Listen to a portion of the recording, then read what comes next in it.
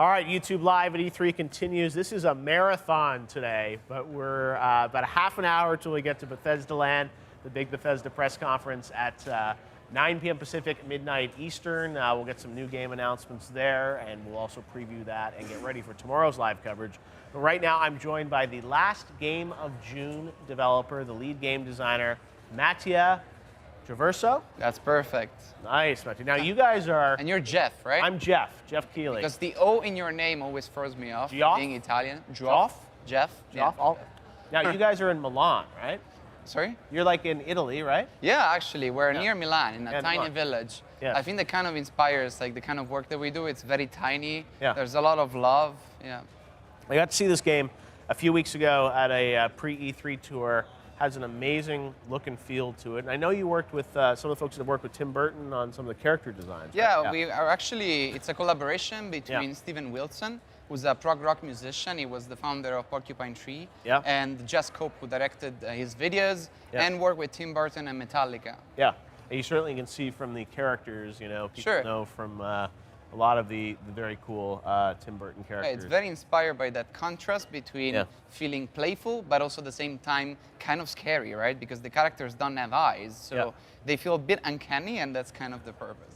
Yeah, and I got to play this a few weeks ago. It's fun. You're sort of, there's a girl down on the dock. Yeah. You bring her a flower. So tell us about the story of this game. We see a really beautiful art style. Sure. But what is the purpose of the game? What are you trying to accomplish? That's a good question. So I'm sure you have friends that don't play video games, right? Mm-hmm. And some of them probably tell you that they don't like them. They don't just generally don't like video games. Yeah. But if I were to say I don't like music, that would feel like a very weird, broad statement, right? Yes. So we were inspired by actually this sentence and why do people don't like games, right? And we think it's because they're not diverse enough in their themes and in the stories that they try to tackle. So we wanted to try and make a game about something that is a little bit more mature. Not that there's anything wrong with all of the other games, but just to add to the different kind of games that we have right now. And the story of this game is the story of Carl, who's this guy right here, is this goofball, but with like a gold heart, and he's in love with June, his wife. Yeah. Unfortunately, though, something terrible happens to the two of them. And it's the story of how Carl tries to actually travel back to the past, similar to Groundhog Day, and tries to prevent that thing from happening. Wow. So prevent that thing from happening. Let's talk about sort of the gameplay. As you said, want to reach larger audiences, so simpler in terms of the control scheme, but really beautiful. And again, it's not voiceover driven. It's really kind of a little more abstract. So how does the game kind of scale over time? Because I love the art style, but I'm curious about the scale of it. It's somewhat linear, right? Sure, that's a valid point. So something that people might be worried about is the fact that when you try to get a game to a broader audience, you simplify too much, right? So your core gamers or previous target actually stops enjoying it. Yeah. So the way we achieve this is that we have a prologue that is very narrative driven. There's a lot to do, but not a lot of like classical gameplay. And then slowly after the prologue, we start unlocking mechanic by mechanic, right? And I cannot unveil too much right now, but it's very much like Groundhog Day, but with various point of views. Okay. Yeah. Groundhog Day with various points of views. Yeah. All right, so you sort of replay sort of the same sequence from different people's perspectives? Well, let's say that you replay the day before this event happens, and you can try to alter what happens? Alter what happens through various puzzles, yes. Wow, okay, cool. So tell us a bit about the studio. I'm not familiar, you guys based in Milan. What have you guys done before? Is it your first game? Yeah, no, actually, we worked on Murasaki Baby, which was this PS Vita exclusive. Yep. It was led by our creative director, Massimo Guarini, who was also director on Shadow of the Damned, the game at Grasshopper Manufacturers. Yeah. This is our first try at a, let's say, medium-sized title. Like, we're trying to do something that can actually reach a broader audience and go on like standard consoles and Steam. Yeah.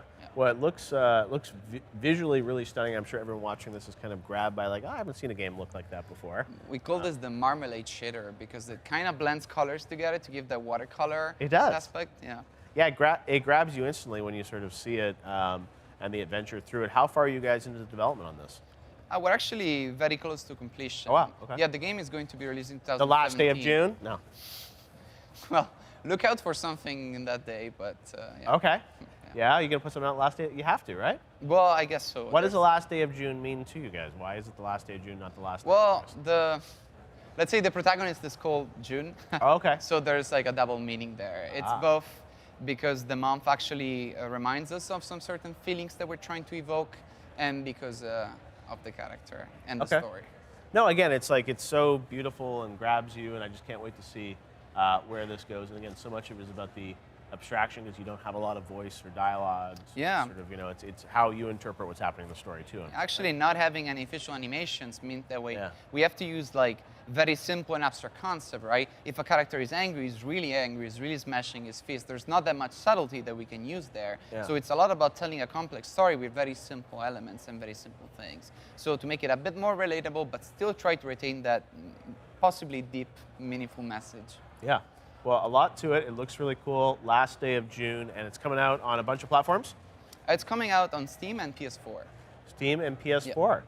All right. Very cool. Well, thanks for giving us a sneak peek at last day of June. We'll stay tuned for the last day of the month. And